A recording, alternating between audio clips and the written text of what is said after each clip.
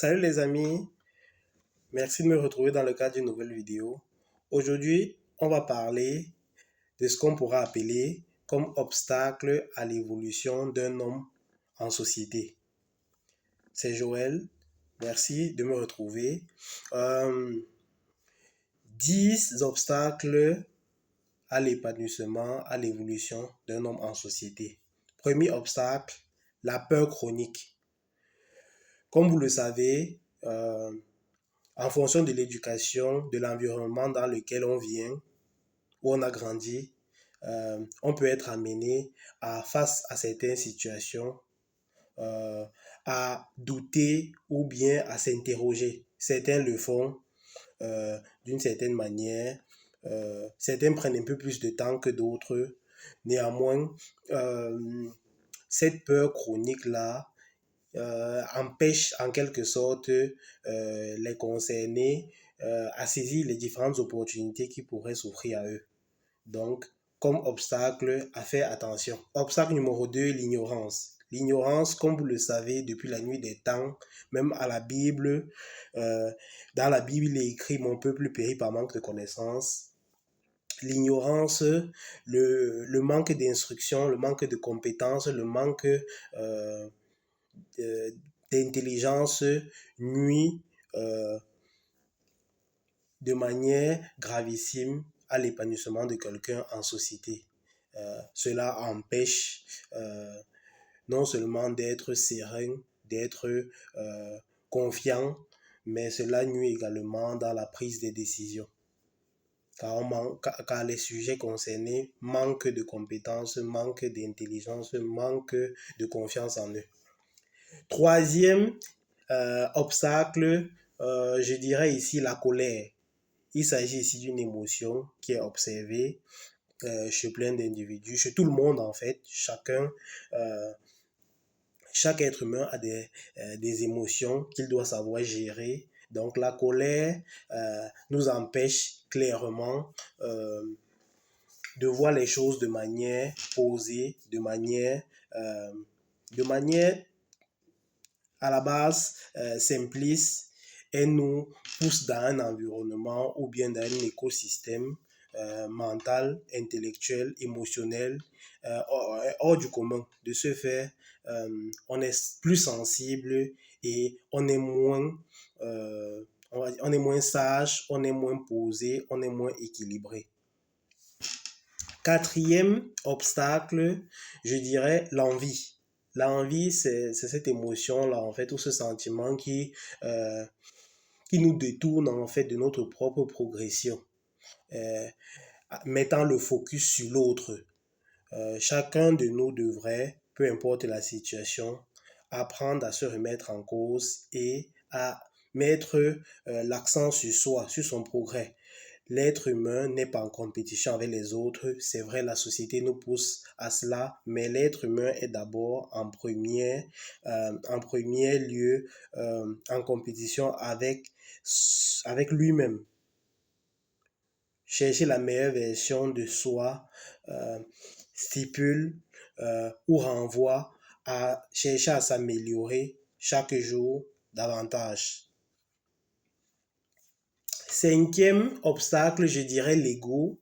L'ego qui nous empêche d'apprendre des autres, qui nous fait en quelque sorte envier l'autre, comme je disais tout à l'heure, et qui nuit considérablement à l'épanouissement en quelque sorte. Car, comme je le disais tantôt, on se prend pour ce qu'on n'est pas. On a toujours besoin de, même plus petit que soi, de se faire, c'est pas rationnel de chercher à repousser l'autre, à mettre l'autre loin de soi, car il y a toujours quelque chose qu'on peut apprendre de chacun. Même des gens négatifs, il y a des petites choses qu'on peut apprendre d'eux. Sixième obstacle, je dirais, le doute. Le doute qui nous empêche de croire en nous et également nous pousse à éviter de prendre des risques. Donc, cela devrait vraiment attirer l'attention des uns des autres à travailler en fait sur euh, à développer cet aspect dans un centre beaucoup plus pédagogique comme certains philosophes l'ont fait, le doute cartésien, mais le doute naïf, le doute stupide n'est pas important, n'est pas intéressant en fait. Septième obstacle, je dirais la haine. La haine, c'est cette sensation-là ou ce sentiment-là qui nous distrait et nous empêche en fait d'aller chercher en nous la meilleure version de nous.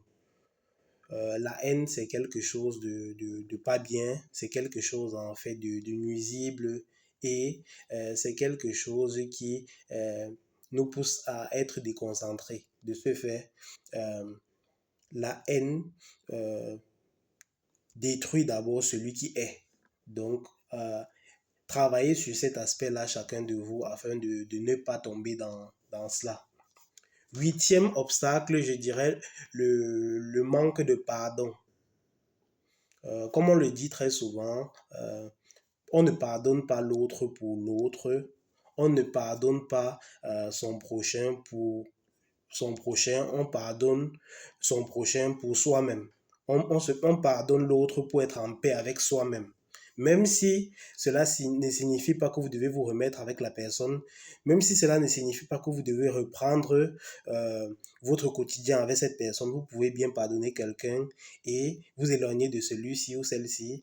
Donc, c'est à chacun de voir en fonction de son ressenti et de la manière qu'on voit les choses. Mais je vous dirais, pardonner pour être en paix, pour repartir sur de nouvelles bases et aller de l'avant. Neuvième obstacle, je dirais le mensonge. Le mensonge nous détruit, le mensonge détruit la confiance que les autres ont de nous, le mensonge nous crée une sensation de je peux faire cela, de semblant, mais en fin de compte, cela nous insécurise et cela nous rabaisse.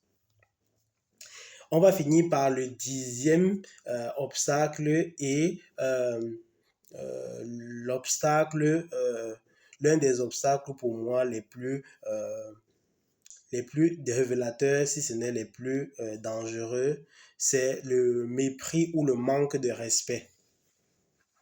Vous savez, les amis, dans la vie, on rencontre souvent des gens et, comme on dit, la vie ne fait pas le moine. Certaines personnes se mettent à prendre ces personnes sur un piédestal en se disant, ah, lui, j'ai une meilleure allocution que celui-ci, j'ai beaucoup plus d'argent que lui, j'ai des meilleurs diplômes que celui-ci, sans tenir compte du fait que euh, c'est l'homme qui fait l'homme et respecter quelqu'un ne signifie pas avoir peur de lui, mais respecter quelqu'un signifie savoir l'aptitude ou bien la possibilité qu'a cette personne de nous apporter quelque chose. Et comme on dit souvent dans la vie, il y a des gens qui sont des messagers de destinée. Dans la vie, vous pouvez rencontrer quelqu'un plus pauvre que vous, mais cette personne-là qui vous montre votre voie. C'est cette personne-là qui vous apprend. Donc, sachez être humble et sachez respecter l'autre. Si quelqu'un ne vient pas ne vient pas vous mépriser ou manquer de respect, sachez accorder le respect à l'autre afin d'être plus posé, afin d'être plus épanoui, afin d'ouvrir les portes potentielles de votre réussite, de votre voie. Donc, c'était exactement ce que je voulais partager avec vous aujourd'hui. Dites-moi dans les commentaires ce que vous en pensez des 10 obstacles à l'épanouissement ou à l'évolution de l'homme en société. Et à la prochaine.